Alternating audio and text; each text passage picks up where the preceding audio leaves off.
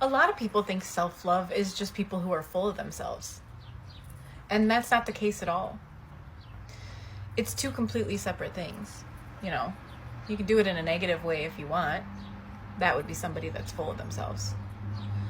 But self-love is knowing that you don't have to accept just whatever anybody puts out there. You know, self-love is your ability to say, I love myself enough to not put myself through A, B, C, and D. Self-love means that your standard of what you will accept from someone else has now been moved up. So let's say you were codependent and you start working on self-love. When you start applying that to yourself and you understand, like, I love myself too much to go through this again. Then you teach yourself the red flags, and then you're guaranteed you're never going to get in another relationship like you were in before, because you taught yourself the red flags, because you love yourself enough to never be in another relationship like that. Thereby guaranteeing you're never in another relationship like that, because you've also learned enough that you really have started to love yourself. You really start to feel it. Like, you catch yourself in the mirror sometimes, maybe be like, I don't look so bad today, or whatever the scenario is. It really, once you start applying it, it really absorbs into your being, your soul, and it changes in your subconscious. And when you love yourself enough and you don't accept less than, you then have better relationships. Because you have become better, you have grown, you have evolved, and now you're going to get that back in your life. You're going to get a partner who is also leveled up at the same space that you are, because you couldn't see that person before because you were not healed, and you don't see the people that are below that anymore because you can see the red flags, so you dismiss them. So you're now attracting a person by choice of where they are, matching your mental state. So applying self-love really, again, comes back to the most important thing in your life, because it sets a standard for what you will accept from other people. And our standards should be really high, right? And the more you place your standard higher, the more you try to achieve that standard, and you grow from it, and you just keep going and leveling and leveling and leveling. So self-esteem and self-love is where you have to focus. We all have relationships here, right?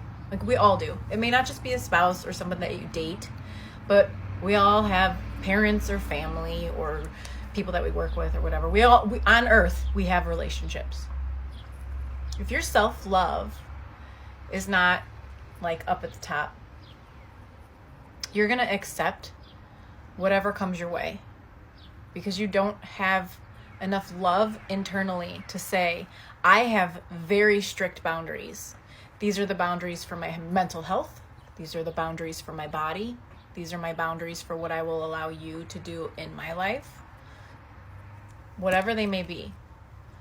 If you don't love yourself enough, even if you choose to put those boundaries up at some point, you're going to let people step over them, and you'll make an excuse for it. Because if you don't love yourself enough, well, I deserve that, or I did this, so it's okay for them to do that, and so on. Your gauge of where your self-love is, where yours is, can be seen by all of the people around you. Are all of the people around you taking advantage of you? Are all of the people around you telling you that what you say doesn't matter? Are all of those people around you not understanding you when you are speaking? The reality is what we have around us gets reflected right back into us. So if you are seeing people treating you like shit, it's because you're putting out that you believe you're shit. Because we can only attract to us what we are. So if all of these people around you are treating you badly, and you're not agreeing with that, then it's telling you that beacon that it's coming from. You're the beacon, and you are emitting that. And the universe is saying, oh yes, shit. She said shit, give her the shit. And then it comes right back to you. So like, that's why self-love really becomes super important, Because whatever you're emitting, if that's what's coming back to you, you have to change what you're dialed into, what station you're tuned into, so that you can get back what you really want, like who you really want to be. So if you're saying you're not worthy of something, if you're saying that you're too fat, or you aren't smart enough, or you're too skinny, or whatever the scenario is in your head, right? If you're saying that you're not good enough, you're going to keep getting back into you things that are showing you you're not good enough. So in essence, you're creating your own reality, and we can't figure out why things are so difficult in our lives, or why people treat us a certain way. It's because you don't think enough of yourself to begin with, and you're the beacon of vibration. One more great example of how applying self-love and self-care and really changing who you are will affect you later on in life in a new situation. So I already gave you a couple others. This one, imagine you're in a relationship, right? And in your relationship, you have issues. Whatever those issues are, doesn't really matter. It doesn't matter if it's over garbage or if it's over cheating, right? They're issues. But here's where you're at with the issues, right? You're exhausted by it. You have the same kind of arguments over and over and over again about the same things. And you're so exhausted over the issue, but you're exhausted over arguing over the issue also. In fact, you get so exhausted that you're just like, I don't really have to do this anymore. Why am I doing this? Why do I do this thing? Why? What is this fucking hamster wheel? When you fully begin implementing self-love, the cool thing is that you can finally start to see that starting.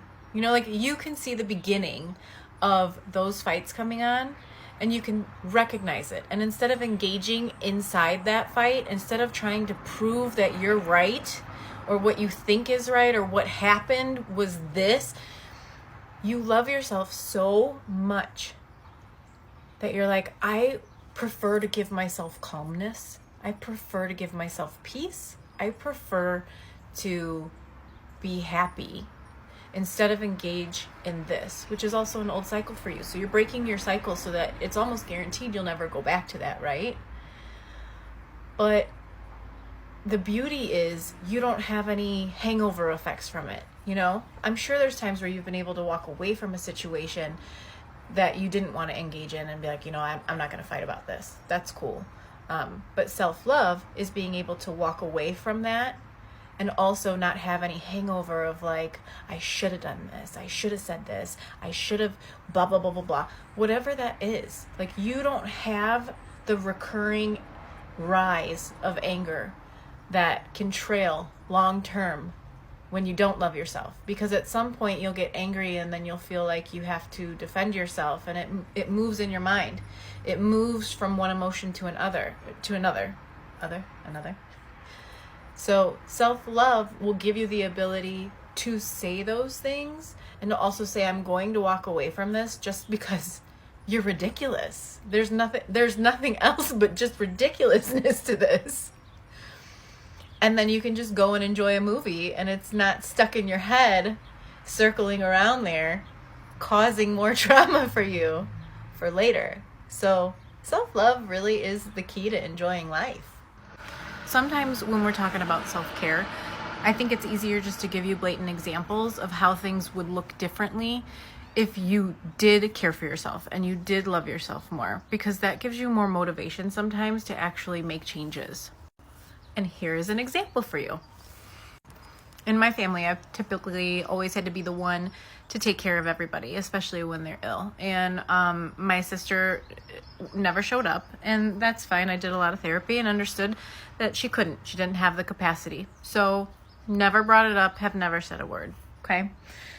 In this instance, the way that I used to be and who I was I always was submissive. I would always just say, okay, even if I didn't like it. In my head, I could hear the rage, right? My head was like I had shower arguments often back then because my self-esteem was low. Because I didn't think it was pointless for me to even speak up, because no one would listen to me that was there anyways. In my family, they didn't care what I had to say. But those people, the people that are codependent, are also always the ones that end up having to take care of everybody at the end of the day, because everybody else is so selfish that they dip out when stuff gets rough, right? So previously, I would have been quiet. Now that I've done the work for myself, now that I love myself, now that I know I can protect myself and I can speak my mind, not only do I do that, but I also take it one step further. And I can even say to people, if you don't like who I am right now, then it's fine for you to no longer be in my life, because I like who I am and I'm comfortable with it. So don't call me anymore. I don't need to have a relationship with you if you're not going to honor the person that I am today. Not the person that I was 10 years ago or 20 years ago or 30 years ago. And it's very typical for especially family members to continue to see you the way that you used to be when you used to leave open bags of Doritos under your bed when you were 10. So prior to situations like this, I would have just been quiet and I would have let it eat me away inside. I would have drank to forget about it. I would have cried and felt like a victim. Like, why does no one listen to me? Why does no one care what I have to say? I don't have to do any of that anymore. I don't need alcohol as my coping skill. And there was a day when I could tell you every single time that I was ever triggered, I would walk directly into my house and take a shot of vodka just to calm my nerves. I don't need that anymore because I've done the work to be able to protect me. And that's what I never could do without an emotional reaction before. So it's one of the reasons why self-love is really important. Here is another example of how things would look different if you really started to apply self-love and self-esteem in your life and daily practice. This is a pretty good example for people who are dealing with like traumatic events that are going on, like if someone is dying in your family, like in my family, for instance. So because I was codependent for so long and I was the only one left in my family that's been healthy to help take care of the other people in my family, previously, if someone got sick, especially like this time right now, my dad is in the hospital again, and prior to me really applying all this self-love, I would have to drop everything and I would take on the emotional responsibility of being the one to sit, hold their hand the entire time, stay with them at the hospital, caretake, get them whatever they need, do their errands, run around. Once I really started working on my own self-esteem and understanding that I had to put myself first, because that's what a lot of self-love is, right? It's saying that I need to come before anybody else comes in my life. And I also have 2 kids. So now when my dad gets sick, I don't have the ability to do that. If I try to do that, not only does it disrupt our entire life in the house, like the schedule between me and my children, the schedule between me and my co-parent, but it also disrupts me being able to work, which means I don't get to make money on those days. There's so much more to it because the mental load that you have to take from doing that is not just about the person who is sick and helping them, which is stressful in itself, but then it becomes your life being put on hold or also being made harder. Because like, for instance, if I took 2 days off of work, I'm a paycheck to paycheck liver. So that's 2 days I'm now behind on all my bills. So I get it when people say like it accumulates so quickly and you can get behind so fast and it just decimates your entire life because you have weeks of catch up to do for those 2 or 3 days that you sat in the hospital with somebody. So what it used to look like is I would do that. I would give every piece of my heart and soul to that person, neglect everything else in my life, and then have to pick up the pieces afterwards and be in this constant state of stress in a circle that never ended. Now, what it looks like is, Dad, you're not feeling well. I have to take you to the hospital. I'm going to take you to the emergency room. But now that you're here, you're safe, and people are here to protect you and help you if you get sick. So I'm going to leave. I have to continue on with my daily life. I have to pick up my children. I can't put other people out to do that for me. So I'm able to draw those boundaries because I respect my mental health more than my codependency now. Here's the other thing that self-love will do for you. You will see this new version of yourself emerge, and you'll think to yourself, like, who is this? God, I'm angry, or I'm confrontational. That's something that you'll think often. And the reason is not because you're angry. It's because, here's the thing, you'll be like, who is this person that is speaking up all the time? How am I even saying this? Like, how are these words coming out of my mouth? I can't believe I'm defending myself. It will be so new to you that it will almost feel like anger. Here's the difference. When you can vocalize yourself and you can voice your opinion and voice your emotion in the moment to that person, you no longer have shower arguments. You no longer have anything beyond that moment. You get upset, it rises. You don't have to talk to other people about what it is that's happened. So realistically, if you're somebody that suffers from anxiety, if you're one of those people that has that like OCD reaction to fights where it just keeps replaying over and over in your head, all of those things happen because you never got out what you wanted to say. You didn't get to finalize those thoughts. So once you really learn how to harness that self-esteem and that self-love, that part of you comes forward to defend you and protect you all the time, and it lets it out right then and there, and then you can go about your business. There's no mental lockdown. There's no chains. It doesn't turn in to dis-ease or disease, dis-ease in your body and cause problems later on down the line. You're attacking it right when it happens, and you're pulling the plant out by the root immediately so it can never grow into a weed and bother you later. It's super important for your mental health. It will clear out all of that chatter in your mind. The harder part is that other people are going to think you're a bitch or you're a dick because you're suddenly setting boundaries. Whatever, so be it. As long as you're happy in your own mental health at that point, what does it matter? Because when you start changing, you're going to have to get rid of all of the people that are already in your life because they've already been used to taking advantage of you, and they're not going to like it when you stick up for yourself.